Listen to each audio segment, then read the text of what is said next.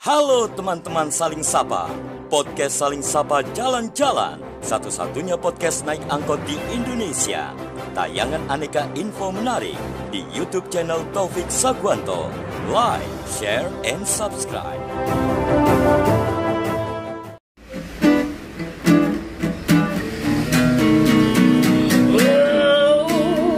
Jangan sedih, jangan muram, berikanlah sebuah senyuman.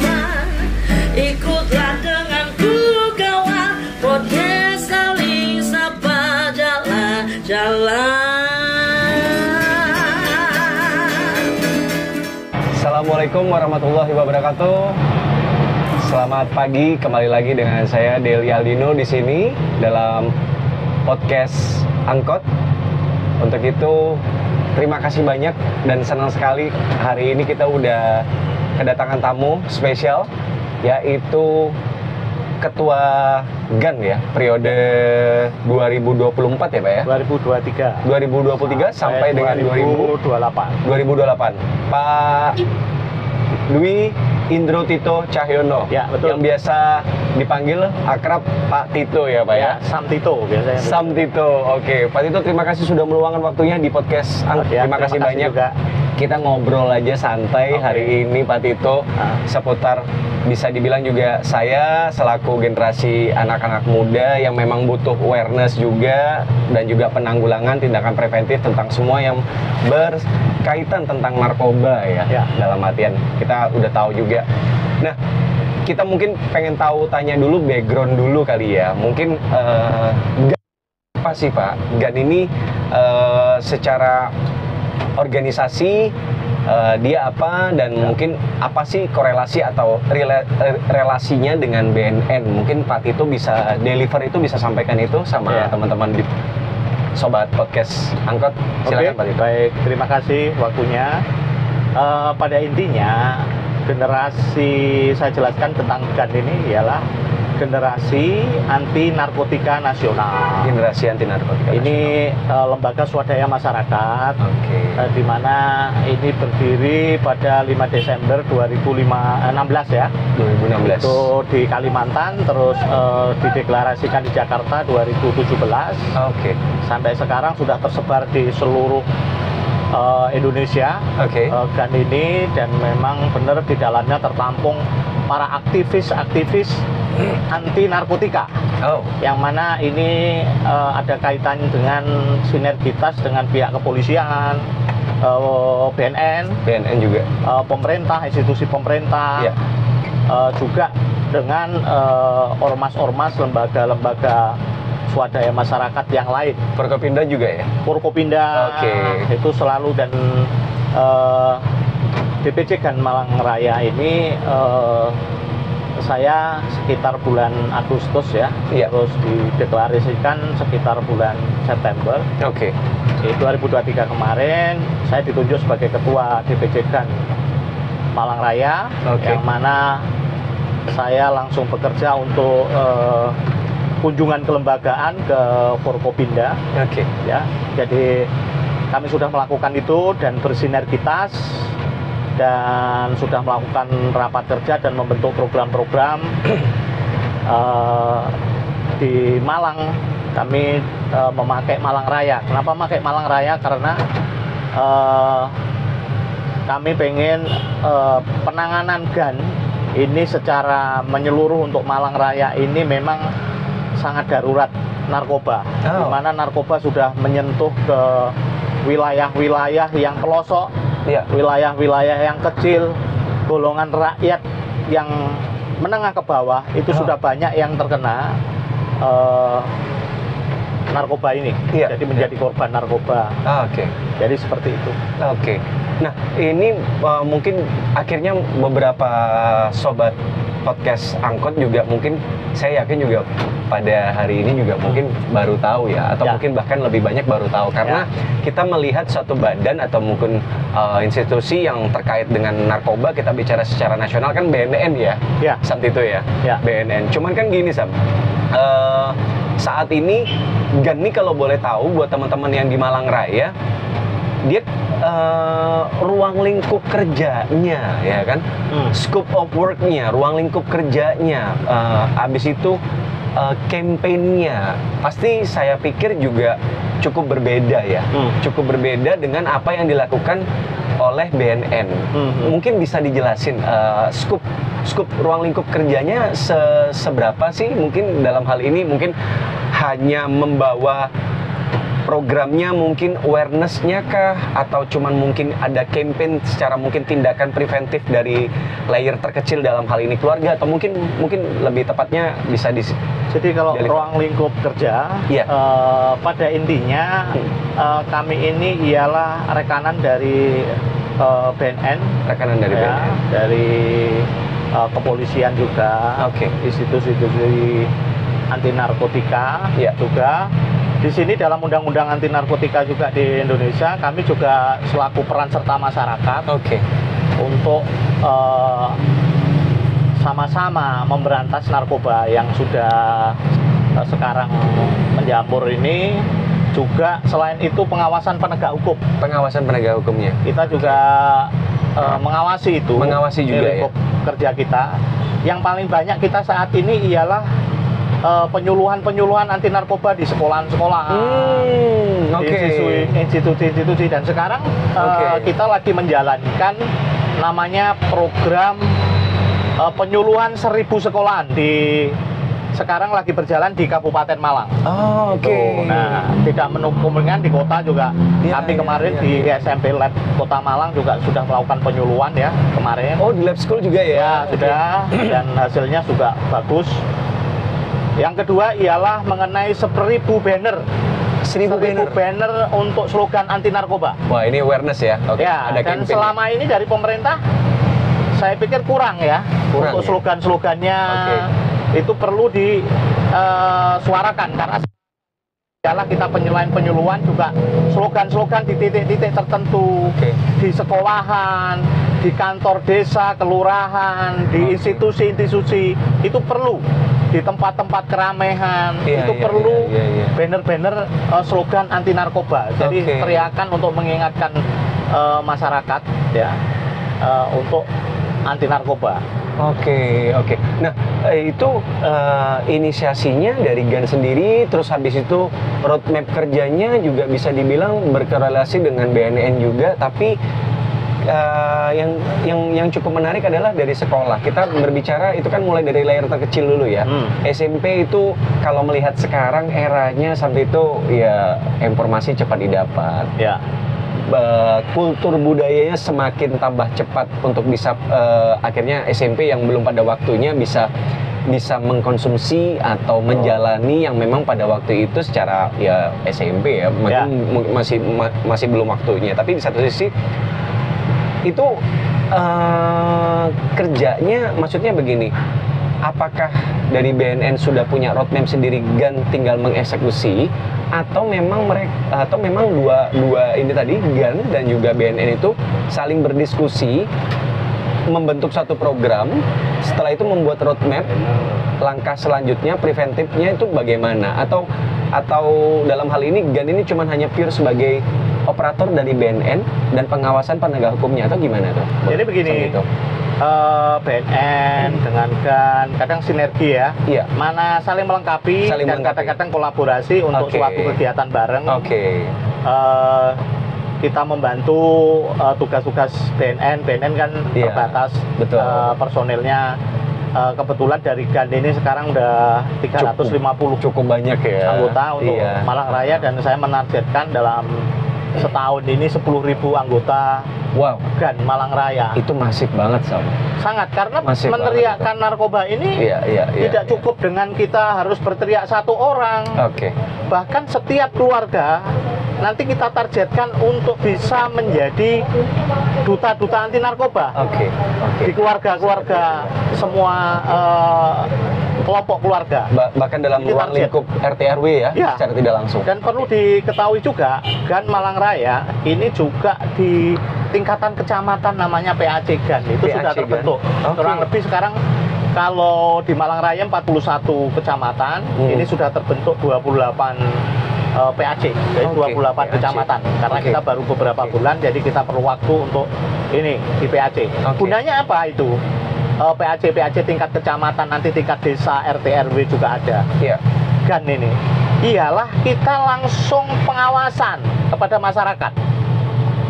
Siapa pengguna, ada bandar nggak di desa ini, nanti akan seperti itu.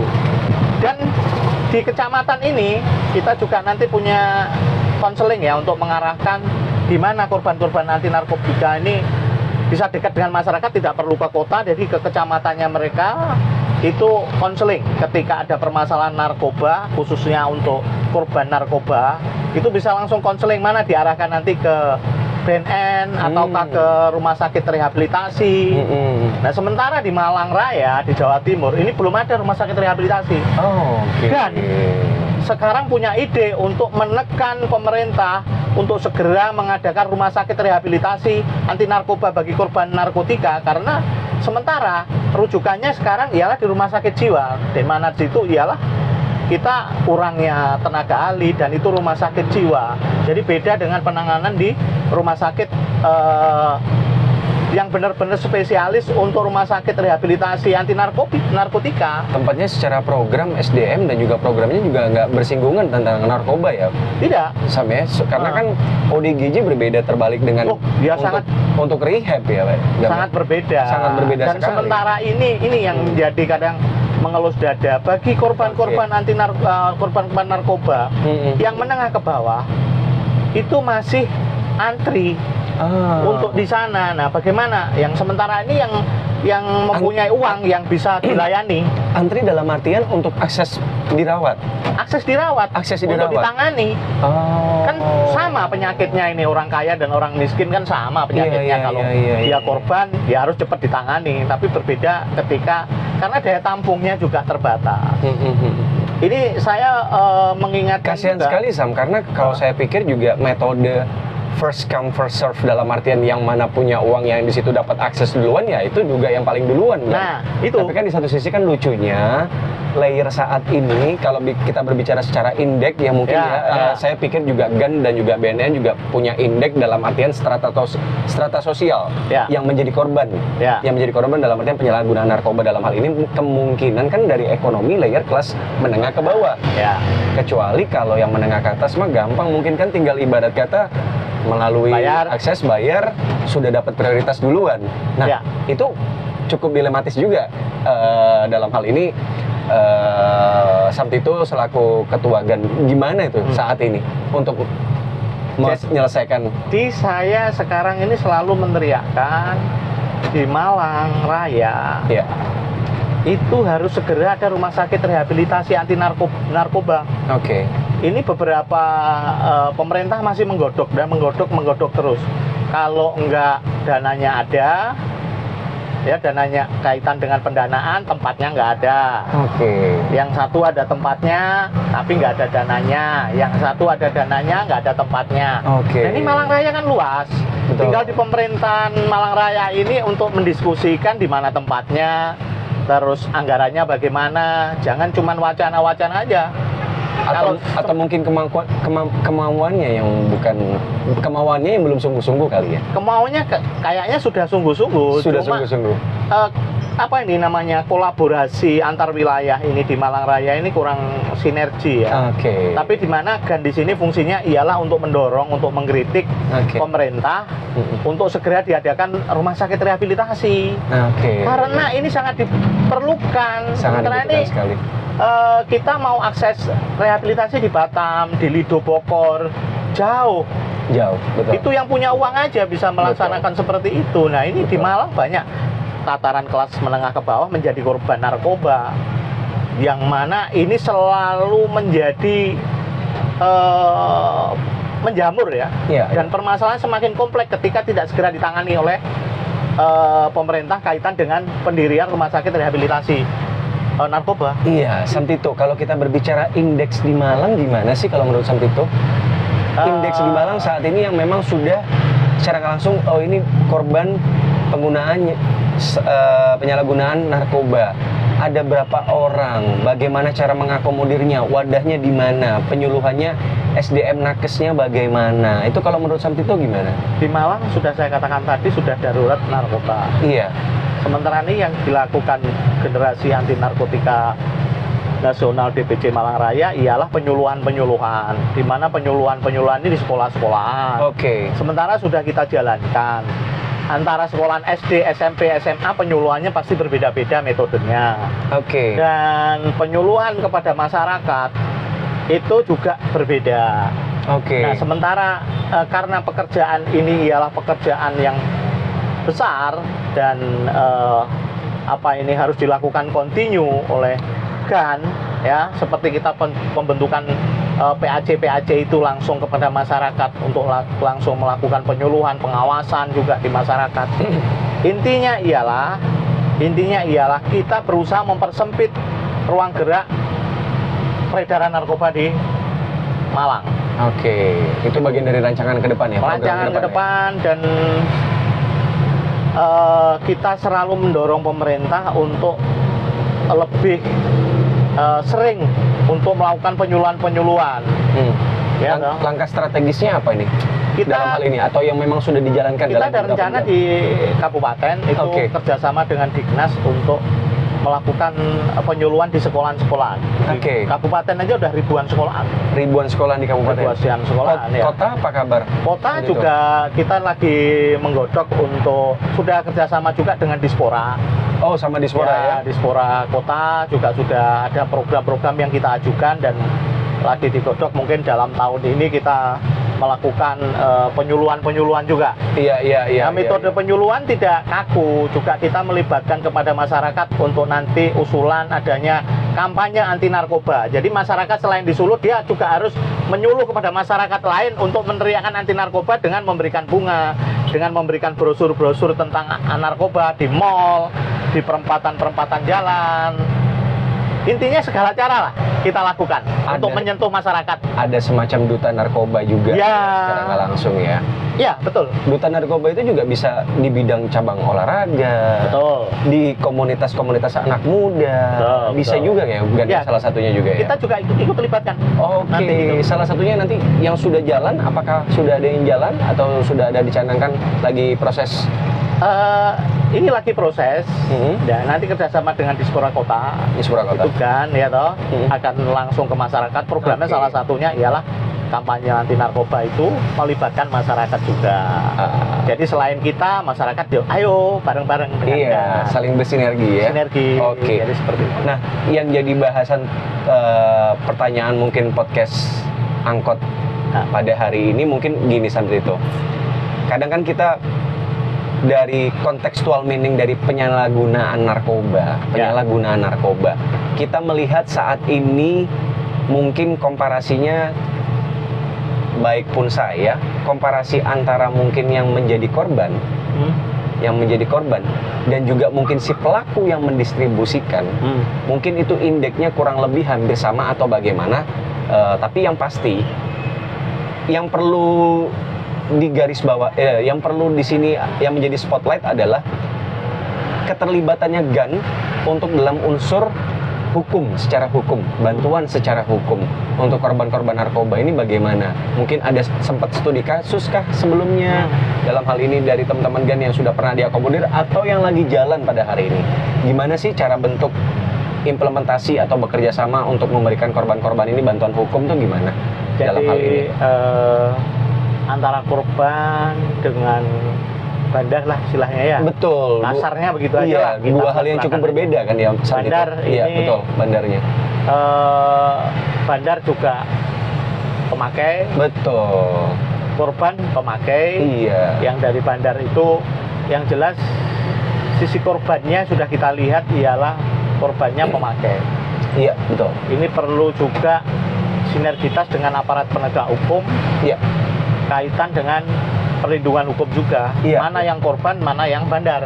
Iya. Jangan sampai korban dijadikan bandar, bandar dijadikan korban.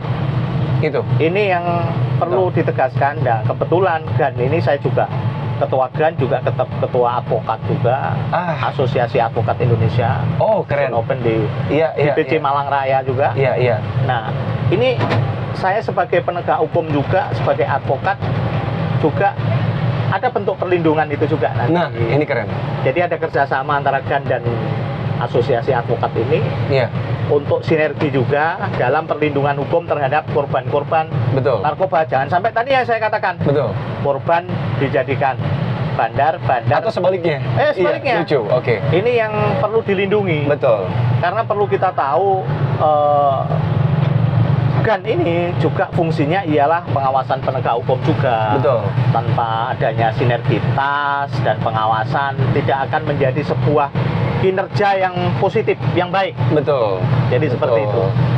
Jadi perlindungan hukum jelas, kita siap melindungi hukum bagi korban-korban yang benar-benar korban dan mengarahkan ke rehabilitasi bagi korban narkoba ini. Ini secara teknis, apakah nanti memang salah satu bagian dari keluarga masyarakat di Malang ini juga bisa mengadu atau melaporkan juga sebelum terjadi proses hukumnya itu ke GAN, dalam hal ini ke ke Samtito sendiri, atau bagaimana mungkin tindakan preventif dalam artian memang sudah layer nih sebelum itu terjadi, bagaimana teknisnya?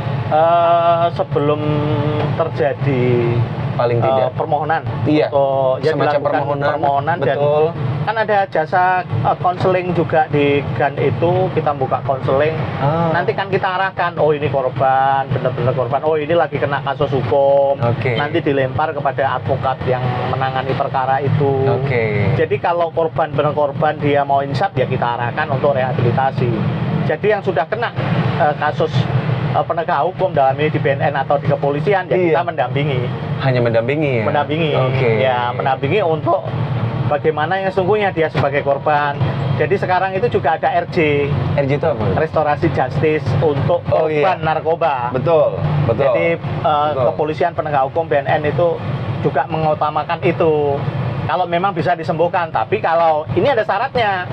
Kalau berkali-kali dia pemakai, terus mau minta RJ, ya nggak bisa dong. Dia tahun lalu masuk, terus keluar, terus pakai lagi, mau RJ ya nggak bisa. Ini sudah penyakit parah ini. Parameternya apa yang mendasari bahwasanya apakah dari tingkat penggunaan barang narkoba tersebut, atau memang in case memang kasus ini sudah terjadi beberapa kali, atau bagaimana? Ya, kalau kasus beberapa kali kan bukan korban lagi dia. Memang dia distributor ya? Iya. Jadi dia sendiri nggak ada niat dong. Betul. Kalau mau sembuh, dia setelah keluar dari penjara jangan pakai lagi. Hindari perkumpulan pertemanan yang kaitan dengan circle pengguna-pengguna atau bandar narkoba. Dia harus kembali ke keluarganya dan menghindari pertemuan-pertemuan yang sifatnya memancing. GAN dulu. Ya, salam GAN. Satu hati, satu komando, tolak narkoba. Assalamualaikum warahmatullahi wabarakatuh. Ciao.